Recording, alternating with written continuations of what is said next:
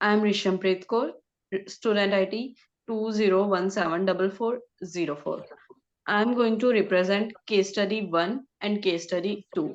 In this case, it is very evident that Dave has broken the contract that has been formed between Dave and his sister Karen. He has promised that he will hand over his asset if she takes care. Case law Belfer versus Belfer, the court held that domestic agreements were not intended to create legal relations. Promissory estoppel is the legal principle that a promise is enforced by law even if made without formal consideration. When a promisor has made a promise to promisee who then relies on that promise to his subsequent detriment. Vogler versus Ripley is very close to this situation. Both of them has got separated and Dave has sold his property. As per the Dave's condition or the contract, Carrion has to take care of Dave till his death and Carrion can't inherit the property post his death. Hence case can be dismissed. Case study 2. This is the situation where the elderly couple has been forced by both Ali and the bank. The elderly couple have not went to school or have not done any higher studies where they can go through the document and understand what is written in the same. In the case Ole versus Marlborough Court, we can understand that any statement which is brought to the attention of the parties for signing the contract cannot be term of the contract. In such a case, this is a clear intent where the elderly couple cannot take the responsibility of loan which Ali has failed to repay. This is a clear case of contract becoming void. As per the case of Commercial Bank of Australia versus Amido, and considering that this is a clear case of misrepresentation and this being not a genuine contract, this will cannot be enforced on the elderly couple. Thank you. My name is Jasprit Kaur. My student ID is 202333622. Uh, I will going with case study 3. The given case is clearly a case where the contract has been entered by the both parties with full knowledge. The element of the contract such as offer, acceptance, severance, consideration, capacity and legality have all been met. NZ who have committed to provide the service within a day has missed the contract or has breached the contract due to lethargy. This is a clear sign of breaking the contract. Section 62 provides that in the absence of agreement, the service will be provided within a reasonable time. In a case of breach of contract, the party who has got impacted can raise the compensation on not only for the breach of the contract but also to lose that they have faced due to the breach of the contract. As per the case law, Bilman New Ferry Co-Limited B. Robertson, Braid and Jane can claim the money as that is the damage that was being faced by them due to the negligence of the contract by NG.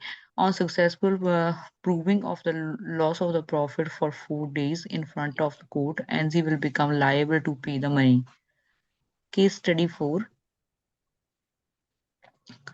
Both the parties who have entered into the contract has gotten good faith and they want to ensure that the business goes as per the contract terms. It was also going as per the plan. However, the accident which has happened on 12th May is totally out of control of both the parties. It is not a planned activity and none of them had control on the same.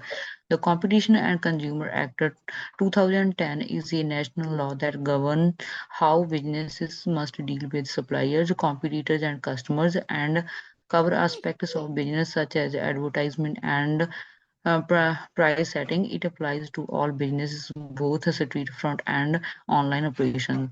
According to Baltic Shipping Company versus Delhi High Court of Australia, 1993, Clear 344, any event which happened in the natural incident without the interference of the other parties and where in the also cannot control the same, then the party is not reasonable, responsible for in the event. In this case, as per the law, beyond CA council is if the agency cannot be held responsible and cannot be sued for the damage. This Gulliver cannot sue the agency.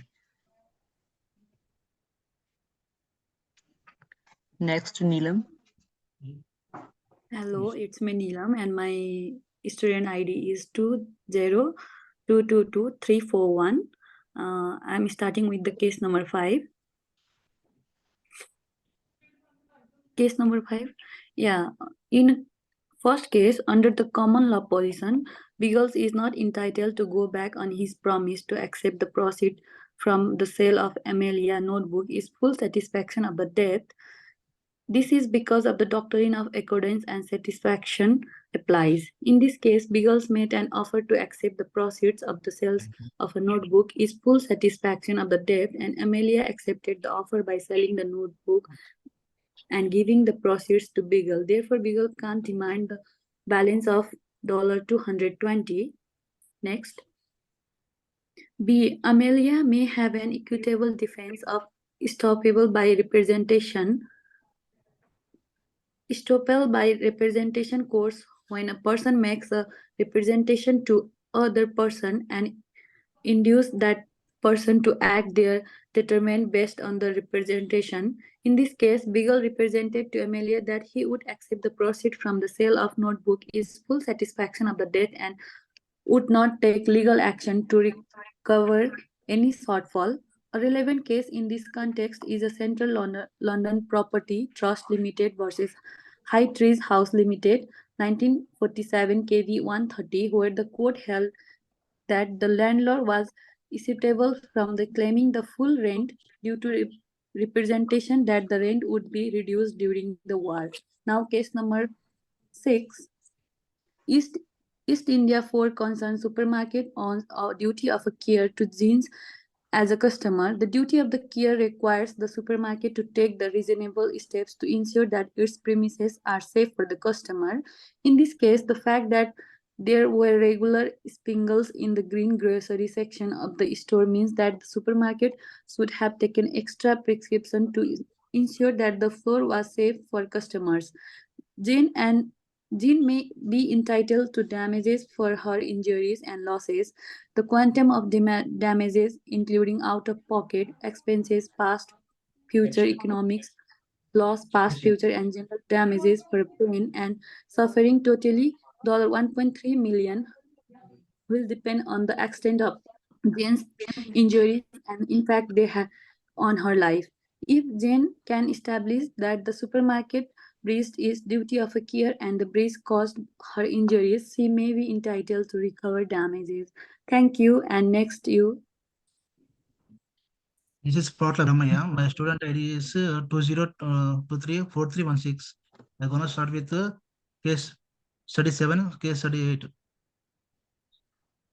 It is generally not responsible to ask Johnny to anticipate to sudden hailstorm and leaving the garage door open for lamp could not necessarily have prevented by the damage to lamp van. Therefore, it is unlikely that Johnny breached his duty to care by failing to leave the garage door open, and he should not completed to compensate for Lamb for the damage to his van.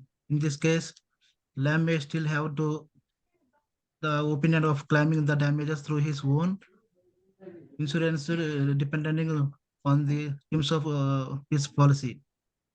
Case study 8. If Polly wears the shoes in the sort of negligence, he could not likely sued as Sam breached this duty of care towards her by driving the negligence and causing the accident. In addition, when Polly asked to Sam to slow down and he could not comply with her request, which further indicates that he was not praising responsible care. In terms of the defense, Sam may ask to agree that the accident was caused by an act of God, namely the heavy rain, and therefore he could not be held responsible. Sam may be also argue that Polly assumed that the risk of injury by getting into the car with him, knowing that he was a new driver and that the weather conditions were poor. Thank you.